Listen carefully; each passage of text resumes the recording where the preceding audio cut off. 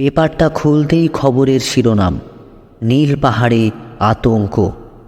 রজত কফির কাপটা নিয়ে নড়ে চড়ে বসল, ভালো করে খবরটা পড়তে শুরু করল। উড়িষ্যার ময়ূরভঞ্জ জেলার ছোট্ট একটা গ্রাম নিশ্চিন্তা। গত 3 মাস ধরে অদ্ভুতভাবে মানুষের মৃত্যু শিহরণ জাগাচ্ছে গোটা জেলায়। ভয় পেয়ে গ্রাম থেকে মানুষ পালিয়ে আসছে, আশ্রয় নিচ্ছে অন্য গ্রামে। রাত হলেই ভয়ঙ্কর বিভীষিকা গ্রাস করছে গোটা গ্রামকে। প্রতিদিনই কোনো না কোনো বাড়ি নিশানায়। মৃত্যু হচ্ছে পরিবারের সকলের।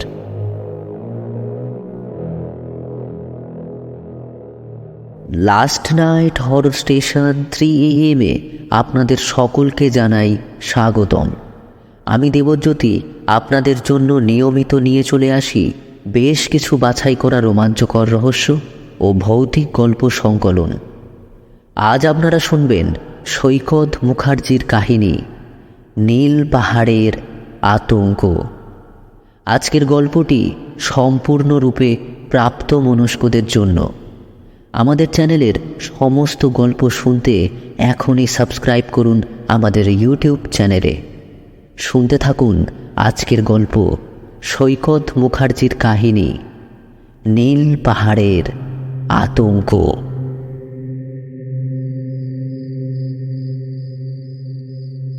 রহস্যের গন্ধ পেল রজত। রজত ভট্টাচার্য পেশায় একজন জ্যোতিষী, নেশায় তান্ত্রিক, আবার ভূতান্বেষীও বলা যেতে পারে। খবরের কাগজটা রেখে নিজের সাধনার ঘরে বসে একাগ্র চিত্তে ধ্যানে মগ্ন হলো রজত। চোখের সামনে নিশ্চিন্তায় ঘটে যাওয়া সমস্ত ভয়ঙ্কর ঘটনা ভেসে উঠতে লাগল। প্রচণ্ড সাহসী রজতও শিউরে উঠল। যেহেতু নেশায় ভূতান্বেষী, তাই বিভিন্ন রাজ্য ঘুরে আঞ্চলিক ভাষা রজতের বেশ রপ্ত। প্রয়োজনীয় সব জিনিসপত্র গুছিয়ে নিয়ে সে রওনা দিল নিশ্চিন্তার উদ্দেশ্যে। আজও গাঢ় অন্ধকারের মধ্যে একদল মানুষ হৈ হৈ চিৎকার করে ছুটে এলো পাহাড়ের কাছে। কিন্তু যেই না নীল পাহাড়ের সামনে এলো, নিঃশব্দে বোবা হয়ে গেল সবাই। কারোর মুখে কোনো কথা নেই। রাতের অন্ধকারে জ্বলন্ত মশালের আলো ছাড়া আর কোথাও কোনো আলোর চিহ্ন নেই। গ্রামের নাম নিশ্চিন্তা। উড়িষ্যার ময়ূরভঞ্জ জেলায় এই গ্রাম। গোটা গ্রামকে ঘিরে রয়েছে এই নীল পাহাড়। অপূর্ব সুন্দর এই পাহাড়। বহু যুগ আগে স্বয়ং নীলকণ্ঠ এই পাহাড়ে সাধনা করেছিলেন, তাই এই পাহাড়ের নাম নীল পাহাড়। গ্রামের মানুষজন তাদের পূর্বপুরুষের থেকে এই গল্প শুনে আসছেন বহু বছর ধরে। নিশ্চিন্তা গ্রামে বেশ কিছু আদিবাসী সম্প্রদায় মানুষ বসবাস করে এখনও। খুব গরিব এই গ্রামটা। প্রত্যেকের ঘরে ঘরে গরু, ছাগল, মুরগি রয়েছে। আর কেউ কেউ চাষ করে কোনো রকমে দিন কাটিয়ে দেয়। অভাব অনটনের জন্যে প্রত্যেক দিন সবার বাড়িতে ঝগড়া অশান্তি লেগেই থাকত। অথচ কিছু বছর আগে গ্রামের পরিবেশটাই অন্যরকম ছিল। সুখ ছিল, শান্তি ছিল। অর্থাভাব থাকলেও নিজেদের মধ্যে বড় মিলমিশ ছিল। এইভাবে দিন, মাস, বছর পার হয়। গ্রামের লোকেরা দিন গুনত কবে সুদিন আসবে। গ্রামের লোকেদের সেই ভাবনার অবসান হলো একদিন। মাস 3 আগের কথা। গ্রামের প্রত্যেকটা লোকের মুখে মুখে বলা বলি হতে লাগলো যে ওই নীল পাহাড়ের গুহার মধ্যে কোনো এক সিদ্ধ পুরুষ এসেছেন। কিন্তু সেই যোগী কোথা থেকে এসেছেন, কি উদ্দেশ্যে এসেছেন, তা কারোর জানা নেই। এমনকি কেউই তাকে আগে কখনো দেখেনি। এমন ঘটনা আগে কখনো হয়েছে বলে কারোর মনে পড়ছে না। তাই গ্রামের মানুষের চোখে মুখে চাপা আতঙ্কের ছাপ। গ্রামের লোকেরা নিজেদের মধ্যে আলোচনা করে ঠিক করল ওই নীল পাহাড়ের গুহায় তারা যাবে। সেই মতো পরের দিন গ্রামের সমস্ত লোকজনেরা একজোট হয়ে নীল পাহাড়ের দিকে রওনা দিল। একেবারে পাহাড়ের চূড়ায় রয়েছে সেই গুহা। আর পাহাড়টাও বেশ উঁচু বলে গ্রামের লোকেরা সচরাচর খুব একটা আসে না এই গুহার কাছে। এক এক করে সবাই অতি কষ্টে গুহার কাছে এসে পৌঁছায়। গুহায় দিনের বেলাতেও সূর্যের আলো ঢোকে না বলে বেশ অন্ধকারাচ্ছন্ন হয়ে রয়েছে। নিজেদের মধ্যে একটা অজানা ভয়ে একে অপরকে আতঙ্কের চোখে দেখল সবাই। কিছুক্ষণ পর সবাই গুহার মধ্যে চোখ রাখতে দেখতে পেল আবছা অন্ধকারে এক সিদ্ধ পুরুষ বসে। মাথা ভর্তি জটা, মুখ ভর্তি দাড়ি গোঁফ, চোখ দুটো ধূসর, লাল চুল, গলায় রুদ্রাক্ষর মালা, আর কোমরে একটা লাল কাপড় জড়ানো। দেখেই গ্রামের সবাই চমকে উঠে তৎক্ষণাৎ কয়েক পা পিছিয়ে আসে।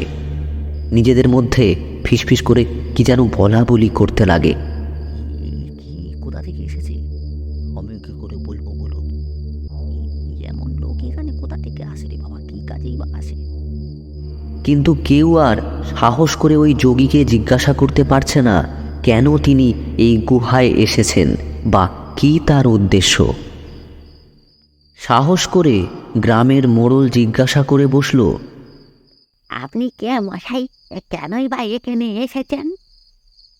একসাথে এতগুলো প্রশ্নবাণ এতটুকু বিচলিত করল না ওই যোগীকে, বরং নীরব হয়ে স্থিরভাবে তাকিয়ে রয়েছেন গ্রামের লোকেদের দিকে।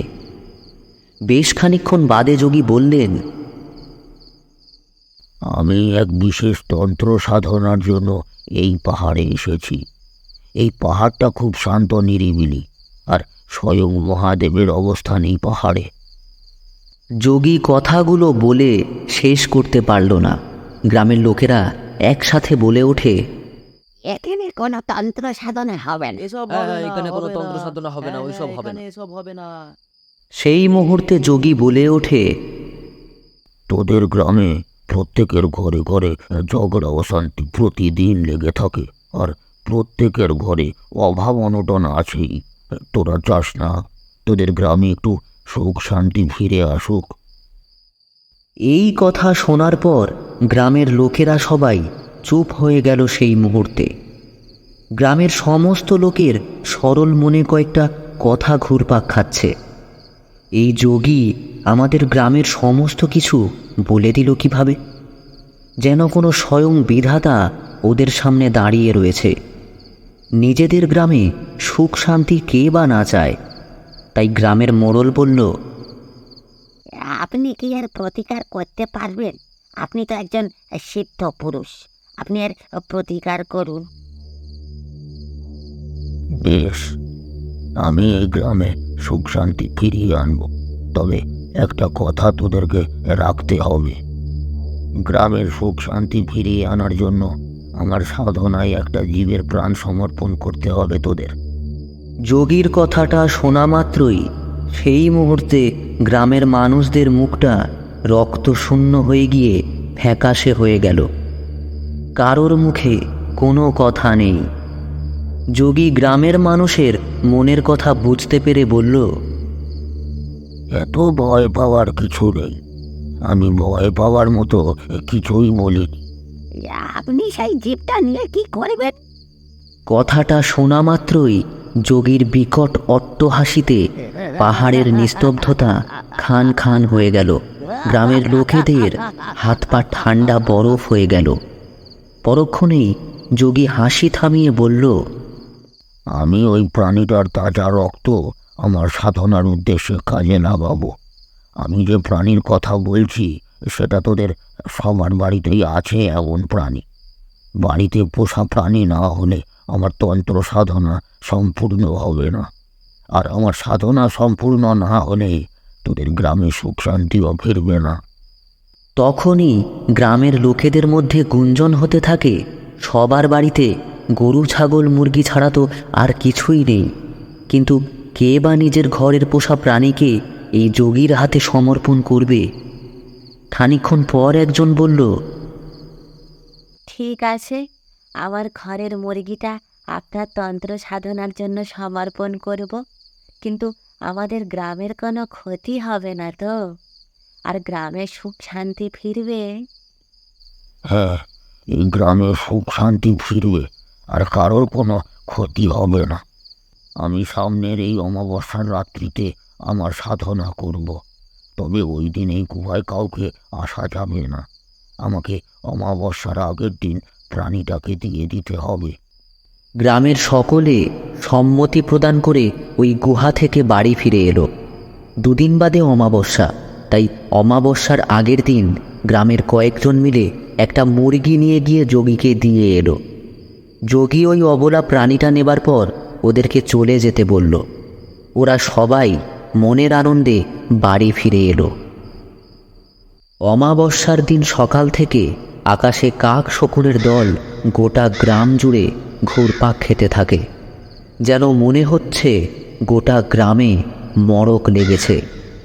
গ্রামবাসীদের অজান্তেই গোটা গ্রামকে আতঙ্কের করাল ছায়া ক্রমশ গ্রাস করেছে। গ্রামের রাস্তাঘাট একদম ফাঁকা। দিনের বেলায় মনে হচ্ছে কত না রাত্রি। চারিদিকে নিঃশব্দ। যে গ্রামে কত না হই হুল্লোড় হতো, কত বাচ্চারা খেলা করত মাঠে, তা আজ একদম স্তব্ধ হয়ে গেছে। একদিনে নিশ্চিন্তা গ্রামটা কেমন যেন থমথমে হয়ে গেছে। দিনের আলো পশ্চিম আকাশে ডুব দিল। ক্রমশ অন্ধকার গভীর থেকে গভীরতর হতে লাগল। নিস্তব্ধ ঘন অন্ধকার গোটা গ্রামটাকে ঘিরে ফেলেছে। শুনশান গ্রামে মাঝে মাঝে কুকুর শিয়ালগুলো কিসের যেন অজানা ভয়ে তারস্বরে চিৎকার করে চলেছে, আর তা বাতাসে প্রতিধ্বনিত হয়ে আরও ভয়ঙ্কর পরিবেশ সৃষ্টি করছে। প্রতিটা মুহূর্তে একটা ঘোর আতঙ্কের মধ্যে দিয়ে রাতটা কোনো ক্রমে পার হলো সবার। ভোরের আলো গ্রামে আসতেই গ্রামের সমস্ত লোকেরা একে অপরের খোঁজ নিতে থাকে, কারোর বাড়িতে কোনো কিছু অঘটন ঘটেছে কিনা। অনেকক্ষণ খোঁজ খবর নেওয়ার পর জানা গেল গ্রামের মানুষের কোনো অঘটন কিছু ঘটেনি, সবাই ভালো আছে। তারপরেই গ্রামের সকলে আনন্দের উল্লাসে মেতে ওঠে। আজ থেকে যে নিশ্চিন্তা গ্রাম ঘরে ঘরে সুখ শান্তি ফিরে পাবে। হায় রে গ্রামবাসী, বিধাতার লেখন যে অন্য কিছু ছিল। একটু বেলা গড়াতে গ্রামের প্রায় সকলেই মনের আনন্দে নীল পাহাড়ের উদ্দেশ্যে রওনা দিল। নীল পাহাড়ের গুহায় আসা মাত্রই সবাই ভয়ঙ্কর আতঙ্কে ঠিকরে উঠল। আবার কেউ কেউ তাড়াহুড়ো করে কোনো ক্রমে পাহাড় থেকে নেমে গেল। নীল পাহাড়ের গুহার কাছে আসতেই দেখল সেই যোগীর রক্তাক্ত নিথর দেহটা পড়ে আছে।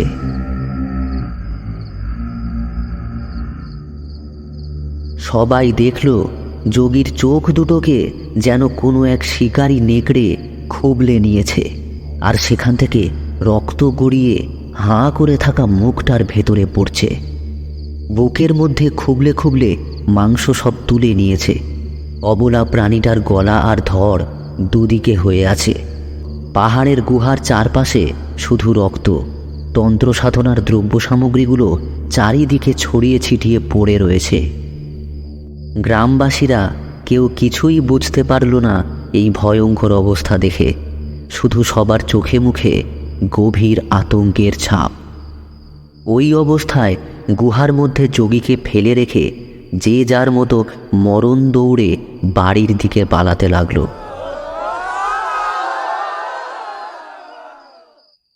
নীল পাহাড়ের গুহায় এমন ঘটনা প্রথম, তাই গ্রামের মানুষেরা ভয়ে জড়োসড়ো হয়ে থাকতে লাগল। পাহাড়ের গুহার এই রকম মর্মান্তিক ঘটনার কোপ নিশ্চিন্তা গ্রামের উপর পড়ল কিছুদিন পর থেকে। একের পর এক গ্রামের মানুষ থেকে পশু কেউ বাদ গেল না এমন ভয়ঙ্কর মৃত্যু থেকে।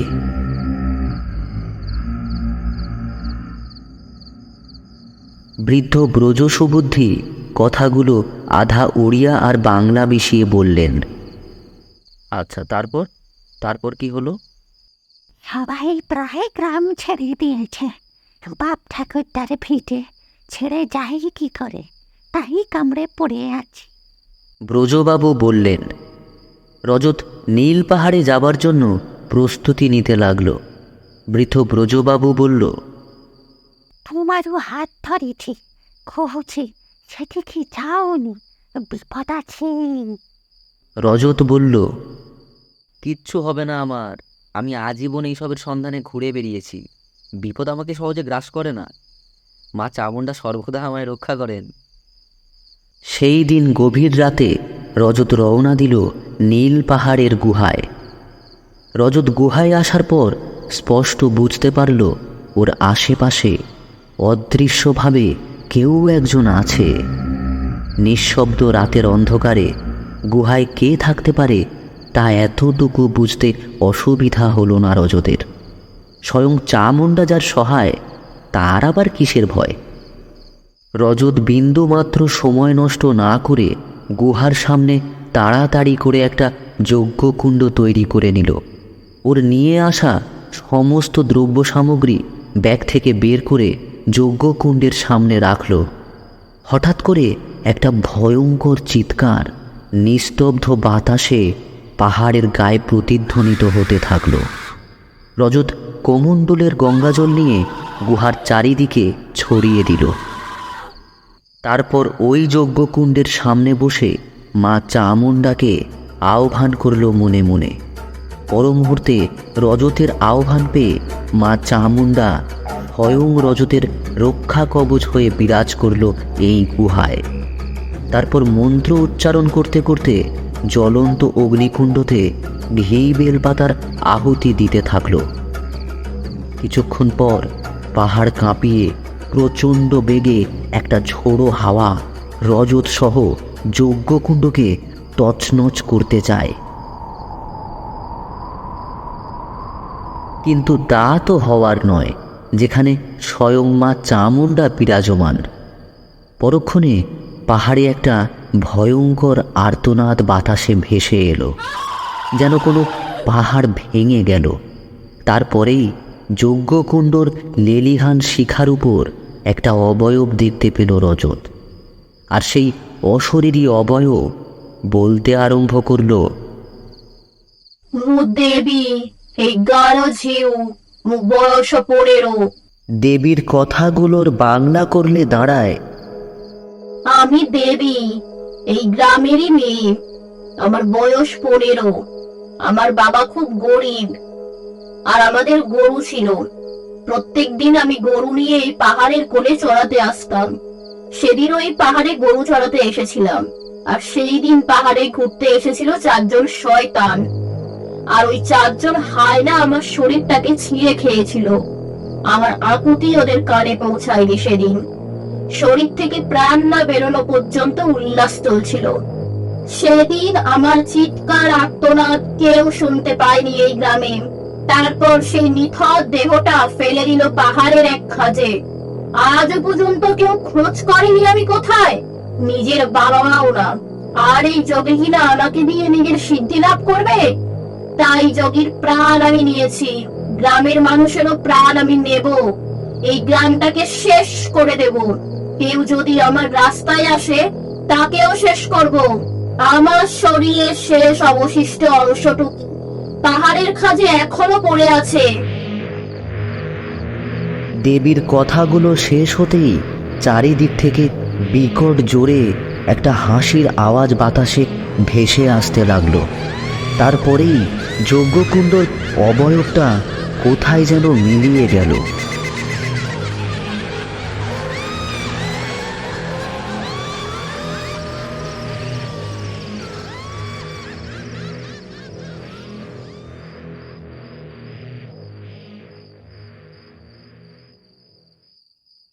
পরের দিন সকালে গ্রামে ব্রজবাবুর বাড়িতে এসে রজত দেখল ব্রজবাবু কিসের যেন আতঙ্কে রয়েছেন।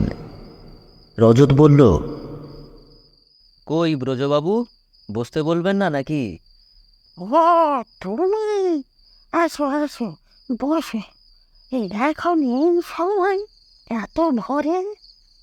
না, আসলে একটা কথা জানার ছিল। কি কথা? আচ্ছা ব্রজবাবু, এই গ্রামে কি দেবী নামে কোনো মেয়ে ছিল?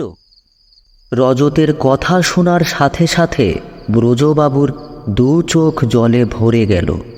রজতের হাত দুটো ধরে ব্রজবাবু ওড়িয়া আর বাংলা মিশিয়ে যা বললেন তার বাংলা করলে খানিকটা এই দাঁড়ায়। দেবী আমারে মেয়ে, সেদিন অনেক সন্ধ্যা হয়ে গেলেও ও বাড়ি ফেরেনি। আমি খুঁজতে বেরিয়েছিলাম। রাস্তায় 4 শহরের বাবুর সাথে দেখা হয়। ওদেরকে আমার মেয়ের কথা জিজ্ঞাসা করি। আমার হাতে কিছু টাকা দিয়ে বলে মুখ বন্ধ রাখতে।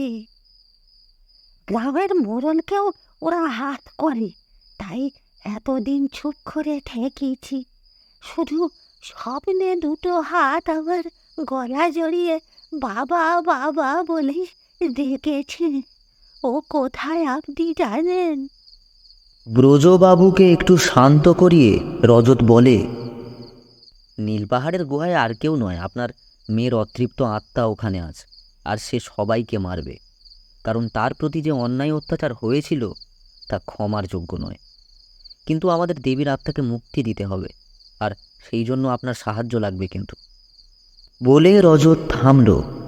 তৎক্ষণাৎ ব্রজবাবু বললেন, কি করতে হবে আমায়?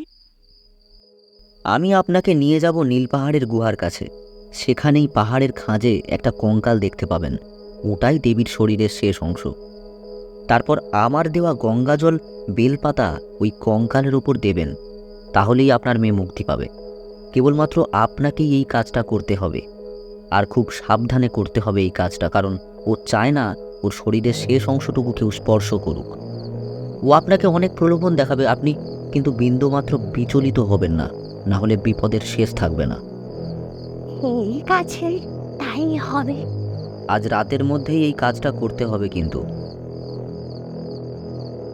রাতের অন্ধকারে দুজনে রওনা দিল নীল পাহাড়ের গুহায়। গুহায় এসে ব্রজবাবু কেমন যেন কাঁপছেন। রজতের ছোঁয়ায় ব্রজবাবু চমকে ওঠেন। তারপর আরও একবার সমস্ত কথাগুলো স্মরণ করিয়ে দিয়ে ব্রজবাবুকে রজত বারবার একটা কথা বলল, কোনোভাবে যেন দেবীর কথায় সাড়া না দেওয়া হয়, প্রলোভনে না পড়া হয়।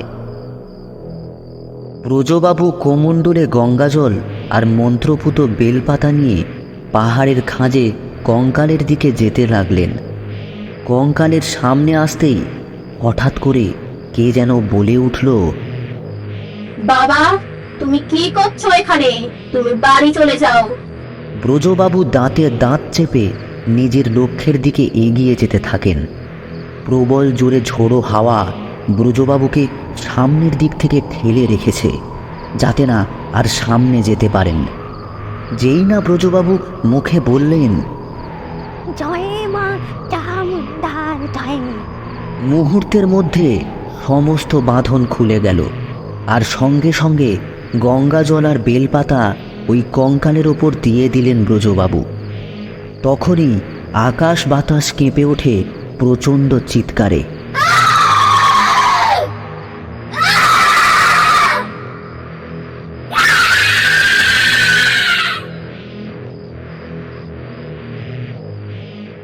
তারপর ব্রজবাবু ওখানে বসে পড়ে অঝরে কেঁদে ফেললেন। রজত এসে ওনাকে ধরে নীল পাহাড়ের গুহা থেকে বাড়ি নিয়ে আসে। এইভাবে রাতটা কেটে গেল। পরের দিন নতুন ভোরের আলোয় গোটা নিশ্চিন্তা গ্রামটা আজ যেন ঝলমল করছে। আজ সমস্ত গ্রামের লোকেরা ব্রজবাবুর বাড়ির সামনে দাঁড়িয়ে রয়েছেন। গ্রামবাসীদেরকে দেখে ব্রজবাবু সব ভুলে গিয়ে আগামীর স্বপ্নে ডুব দিলেন। নিশ্চিন্তা গ্রামকে নমস্কার জানিয়ে বিদায় নিল ভূতান্বেষী। তাহলে কেমন লাগলো আজকের গল্প কমেন্ট করে জানাতে ভুলবেন না। আর এই রকম গল্প নিয়মিত পেতে অবশ্যই চ্যানেলটিকে সাবস্ক্রাইব করে বেল আইকনে থাকা অল অপশানে ক্লিক করে দেবেন। নিজে তো শুনছেনই, বন্ধু বান্ধব ও আত্মীয় স্বজনদেরও জানান আমাদের গল্পের কথা, যাতে তারাও উপভোগ করতে পারে আমাদের প্রতিটি গল্প। আজকের মতো এতটুকুই। আপনাদের সাথে খুব শীঘ্রই দেখা হচ্ছে নতুন গল্পে। ততক্ষণ stay tuned and do not forget to like, share and subscribe to our YouTube channel and click the bell icon for notifications. ভালো থাকবেন। শুভরাত্রি।